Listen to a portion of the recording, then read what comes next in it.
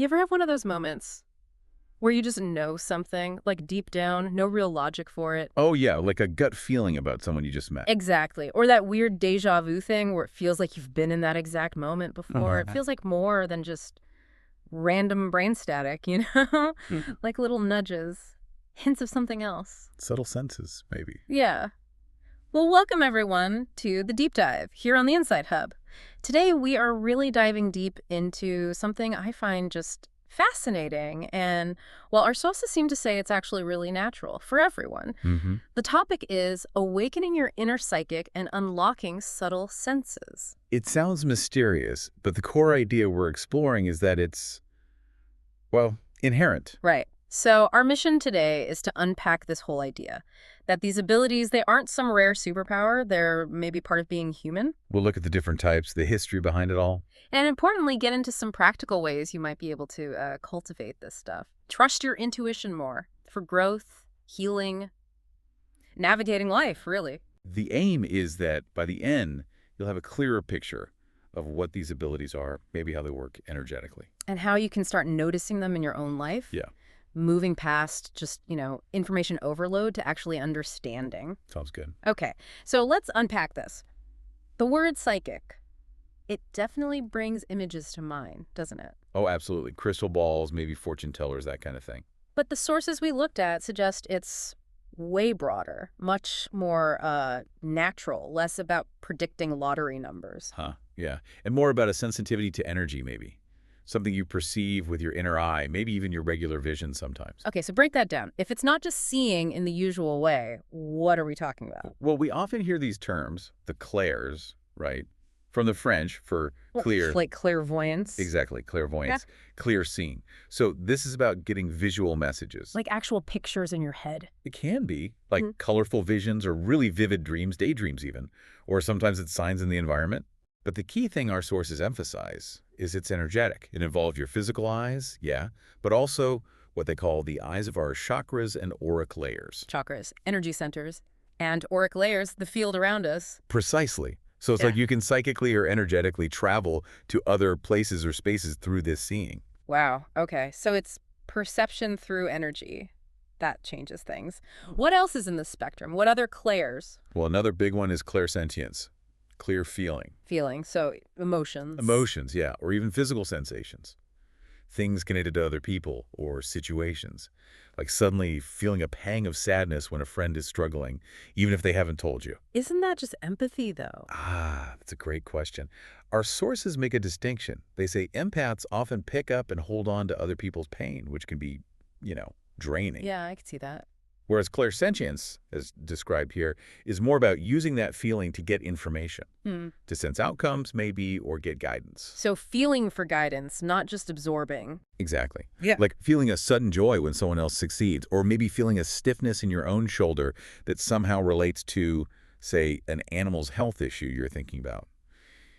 Using feelings as data, not burdens. That makes a lot of sense. Okay, what about those moments? Yeah. They're harder to describe, where you just know something, like absolutely certain, but you have no idea how you know it. Ah, yes. That's claircognizance, clear knowing. Clear knowing. It's that sudden, really strong sense of correctness about something. Information just appears. Yeah. And you don't know why or how, but it feels utterly right. Like it was already there. Sort of. One source says it feels like the information has just been sitting there in your head waiting for you to validate it. It bypasses logic, analysis, just boom, direct knowing. A shortcut to truth almost. Powerful. Very. It's like having an internal database you didn't know you could access. Okay, so we have seeing, feeling, knowing. What about hearing? Does that fit in? Absolutely. Clairaudience, clear hearing. Voices. Sometimes, yes. Messages from spirit, maybe, or your higher self. It could be heard physically, like with your ears, but often it's more like an internal voice in your mind. Like your own thoughts or different. It can be either. Yeah. Maybe your own inner voice suddenly has a different quality, or it feels like a distinct voice that isn't yours. Our sources mentioned Gandhi talking about his still small voice that guided him. He felt it was God or consciousness. That's profound. Are there even more subtle ones? Less common, maybe? There are. Briefly, there's clairalience, which is clear smelling. Smelling, like what? Like suddenly smelling your grandmother's specific perfume years after she passed. Or smoke when there's no fire. Whoa. And clairgustance, clear tasting. Maybe a sudden metallic taste as a warning, or craving something specific that carries message. Less common, maybe, but just as valid according to the sources. It's amazing how many ways information might be coming through, beyond just our usual five senses. And what's really striking, as you said, is this consistent message across the sources. Everyone is psychic to some extent. It's not some exclusive club. No. In fact, some researchers cited suggest psychic experiences may well be the norm rather than the exception. So the insight isn't about being special. It's about recognizing what might already be part of us. Exactly. Developing what's inherent. You know, what's fascinating here is how old these ideas are. This isn't some, like, new age fad. Not at all. That really stood out. The idea of subtle perception, clairvoyance, it's woven through history. Since when? Since time began, basically. Uh-huh. Our sources talk about ancient mystics, augurs, seers, oracles, sibyls. Clairvoyants were consulted widely. People traveled huge distances for their insights, royals and regular folk alike. So it was, like, hidden away. It seems like it was often quite integrated, which really suggests this isn't some modern invention, but maybe a fundamental human capacity we're just rediscovering. It really grounds it, doesn't it? Thinking about that long history. Any specific examples that jumped out? Oh, definitely. Think about ancient Tibet divination, astrology, still integral there. Chinese emperors consulting the Grand Lama, the Dalai Lama, for his special eye. A special eye. Or Greek mythology. Cassandra, right? Foresaw Troy's destruction, but nobody believed her. Tragic. Yeah? Or Tiresias, the blind seer. Supposedly saw visions in the smoke from offerings. And it's not just one culture. Sources mention Abrahamic religions are just replete with clairvoyance. Stories everywhere. That historical thread really connects to this idea you mentioned that it's rooted in natural forces, not supernatural ones. Like maybe it's about subtle energy patterns. That's precisely the link the sources make. It's about the energetic basis, our physical body and our subtle anatomy working together. Subtle anatomy. You mean the chakras and aura again? Yes. The subtle body includes the chakras, those spinning discs of energy, and the meridians or nodes, the energy pathways, and the auric fields, the energy layers around us. And these connect to the different clairs? They seem to. For instance, classical clairvoyance, the colorful visions and dreams, is often linked to the sixth chakra, the third eye. Prophetic clairvoyance, which might show up as black and white images, is linked more to the seventh, the crown chakra. It paints a picture of this intricate energetic system we have. Exactly. And it makes you think, how many times have we all had these little psychic events without calling them that? Right. Like that sudden urge to take a different route home. And then you hear there was a huge pileup on your usual road. Yeah. Or just knowing you're going to bump into someone specific today, and then you do. So how do we tell that apart from just coincidence? Is it just about paying attention? Paying attention is key. The sources suggest these aren't just coincidences. They are subtle energy patterns. Learning to tune in makes the difference. Okay, now this is where it gets really practical, right? If these abilities are inherent, how do we actually, tap into them, develop this inner oracle? Yes. The sources offer some really concrete steps. It's not just about acknowledging it, it's about cultivation. Where do we start? Foundational practices seem crucial. First up, meditation. Okay. Calming the mind. Exactly. Calming. Calming and concentrating the mind helps fuel your inner psychic. And the good news, it doesn't have to be hours on a cushion. Oh. Just finding a calm place for a few minutes each day can be enough to start. Creating a space where you can quiet the mental chatter and just observe. Like tuning out the static to hear the signal better. That's a great analogy. It's like our brain has this secret Wi-Fi, and meditation helps us log on. Even short bursts help clear the mental noise. Okay. Yeah. But these insights can be fleeting, right? How do we capture them? That leads to journaling. Writing it down. Yep. Keep a psychic empowerment journal. Record impressions, associations, gut feelings, insights, especially useful for dreams or those first impressions you get about things or people. And then you can look back for patterns. Exactly. Hindsight can be 20/20, right? So Yeah. you start seeing connections. It helps build a dialogue with your own intuition, your subconscious. Makes sense. Tracking your intuitive hits and misses. Okay, meditation, journaling. What about connecting to the source of this information? That brings us to a technique called spirit-to-spirit connection. Spirit to spirit. Yeah. It involves affirming your own spirit, acknowledging any helping spirits you feel connected to, and connecting with the universal spirit or consciousness. Like setting an intention.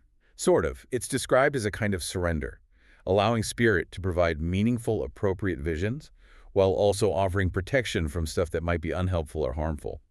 It can even help translate feelings or auditory messages into clearer visual images. Protection sounds pretty important if you're opening up to new perceptions. How do we manage that? Avoid getting overwhelmed. Absolutely vital. Yeah. Which leads to energetic boundaries. Like putting up shields. More like filters. The sources describe them as psychic parameters that filter incoming and outgoing information. Your auric fields act as these crucial filters. So not too thick, not too thin. Exactly. If they're too thin, you get swamped by everyone else's energy. Too thick, and you might block out the subtle information you want to receive. It's about cultivating healthy, semi-permeable boundaries. Managing the flow. Got it. And what if we have old, energetic junk blocking the signal? For that, there's a process called healing streams of grace. Just sounds lovely. What does it do? It's described as a cornerstone process. Basically, clearing out negativity, removing blocks that might be hindering your subtle senses, transforming dense energies. You essentially ask Spirit to send whatever streams are needed to clear attachments or old issues, decluttering your energetic space for clearer reception. Okay, these practices, meditation, journaling, spirit connection, boundaries, clearing, they sound like a solid foundation. Yeah. But how does this stuff actually look in real life? The sources had some cool examples, right? Oh yeah, really engaging ones. Take visions. There was a story about a woman, Janice, selling her house. She asked for guidance. The only image she got, mud, with $2 sticking out of it. Mud with dollar signs? What does that even mean? Right, made no sense. But she trusted it, took a risk, hired an expensive landscaper, and boom, more than doubled her investment when the house sold. Wow. So the vision wasn't literal, but symbolic. Exactly. It decoded future potential into an actionable symbol, bypassing normal analysis. That's often how it works. Okay, that's fascinating. What about dreams? There was a story about an 80-year-old man who, after a near-death experience, said angels visited him nightly in dreams with messages. Angels, really? That's what he reported. Wise messages, apparently. Once they even told him his daughter shouldn't wear red because it wasn't her color. Okay, maybe practical advice too then. Seems so. Yeah. And you could apparently encourage specific dreams by setting an intention before sleep, asking for answers. I might try that. What about signs and omens? Things you see in the world. Yeah, another common way. Like a friend trying to decide about moving west. Let me guess. He saw something pointing west. Constantly. Kept seeing eagles flying west, even though he was in the Midwest. He took it as a sign, moved, and it worked out great. So the universe is having this subtle dialogue with us through the environment. That's the idea. If we pay attention. And it gets even more specific, right? Like learning a kind of symbolic language. Definitely. Colors, for example. Sources suggest black might indicate attachments. Purple relates to clairvoyance itself. White means purity. So seeing a color around someone could give you information. Potentially. Or numbers. Like asking how often to exercise and the number 2 just pops into your head. Okay. Even locations or specific symbols. Seeing a crooked square around something might indicate a lack of protection, prompting you to investigate further. It's like learning to read energetic code. This is really shifting how I think about information. So beyond just receiving it, how can we use these abilities for healing, maybe? Absolutely. For healing, clairvoyance can be used for retrocognition. Retro, back in time. Yeah, assessing the past, which, as one source puts it, is often the most typical source of our problems. Makes sense. So you look back energetically. Yes. Maybe dealing with energetic attachments, those might appear as black images. Or even, according to some sources, accessing parallel realities to help resolve past issues. Wow, okay. That's deep. What about creating things, bringing things into our lives? Manifesting. Yes, manifesting, helping dreams come true. The sources talk about 2 ways. Okay. Traditional manifesting, where you consciously heal blocks first, or something called magnetizing. Magnetize. Yeah, it's described as more direct. You attract what you need as if there are no blocks, and only deal with obstacles if they arise as the thing starts to manifest. Interesting. Like assuming success. Kind of. Yeah. It suggests our energetic state directly shapes reality. In the future. Can we actually get glimpses? Precognition. That's futuring or precognition, getting insights into possibilities, probabilities, maybe even certainties or warnings. Probabilities. So it's not set in stone. Often not. There's this wild anecdote about a client flying to Jamaica. He kept seeing his plane crash landing. Oh, God. Yeah. A clairvoyant reading suggested it was a probability, more gray than white. They did some energetic clearing work, requested those healing streams of grace. Did it crash? No. Yeah. But the plane did lose an engine. It still landed safely, though. Whoa, so the insight was real, and maybe the intervention changed the outcome. It suggests that possibility, doesn't it? Yeah. That we can potentially influence outcomes with intention and energy work. That is mind-blowing. I've also heard about remote viewing. Sounds like spy stuff. Is that related? It absolutely is. And it literally was used in spy programs. Remote viewing. Allegedly sensing a distant location without being there. For real. According to the sources, yes. During a CIA-funded program, a remote viewer named Pat Price supposedly identified Patty Hearst's kidnapper from mugshots. Another guy, Ingo Swann, drew detailed plans of a Russian radar site and even the Parthenon, apparently, without ever going there. Oh. It seems to involve quieting the mind and just describing images and impressions that come up. It really challenges the idea that our consciousness is stuck where our body is. Okay. So wrapping our heads around all this, Fine. what does it mean for us personally? It feels like it's about more than just, cool party tricks. Oh, much more. It's deeply tied to personal development, well-being. How so? Well, first, let's bust a few myths. Sources are clear. This is not for the gullible. In fact, low self-esteem is called a massive psychic roadblock. Sensitivity isn't weakness, it's strength. Studies even link low self-esteem to poorer intuition and decision-making. So building self-worth actually helps develop these senses. It seems foundational, yes. What about the idea that focusing on yourself, your own inner development, is selfish? The sources flip that completely. One says, selfishly concentrating on your psychic development is the most unselfish, egoless thing you can ever do. How does that work? Because, apparently, empowering your inner psychic also boosts your empathy and compassion. Kindness becomes more natural. You become a better force in the world. That's a powerful reframe. Okay, life throws curveballs, right? Challenges happen. How does this perspective help them? Challenges become signals, opportunities. You're encouraged to accept the shadow, see rejection as protection. Even feeling wretched is framed as a loving sign. You're off course and ready to grow. Using discomfort as a guidepost. Exactly. Embracing change, moving beyond the comfort zone, using those feelings as intuitive data. This really sounds like that mind-body connection we hear about. Are there physical senses that underpin this? Definitely. And it brings us to interoception. Intero. What's that? Our awareness of internal body cues. Heart rate, hunger, muscle tension, that kind of thing. Okay. Research shows if your interoception is poor, your decision-making suffers. The sources stress that tuning into these internal signals is fundamental to sharpening all our subtle senses, including the psychic ones. So paying attention to your body helps you pay attention to intuition. It seems so. Like the story of Frank, who had childhood trauma, his body was constantly on high alert palpitations, tight jaw. Learning to notice and regulate those physical anxiety signals helped him find balance. Recognizing the body's signals. Got it. And there was another sense mentioned, less psychic, more fundamental. Yes, proprioception, the uncelebrated sense. Proprioception. It's knowing where your body parts are without looking. Like touch your nose with your eyes closed. That's proprioception. Ah, okay. Why is that important here? Well, there's an incredible story about Ian Waterman who lost this sense completely. He had to consciously think about every single movement, relearn how to walk by watching his feet. Wow. I can't imagine. It highlights how crucial it is for confident movement coordination. And the sources suggest it helps combat aging challenges too.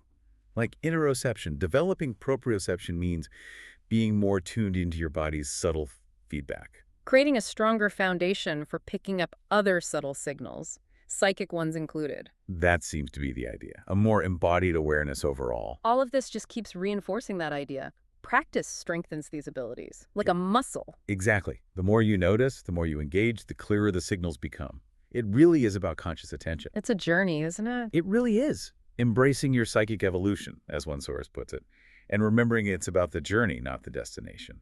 Every bit of practice deepens that connection. So as we wrap up this deep dive, it really feels like these abilities, psychic, subtle, whatever we call them, are much more natural, much more diverse than maybe we thought. And they offer real tools, don't they?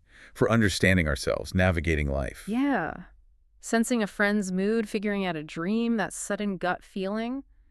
It seems like these senses are always giving us information. If we learn to listen.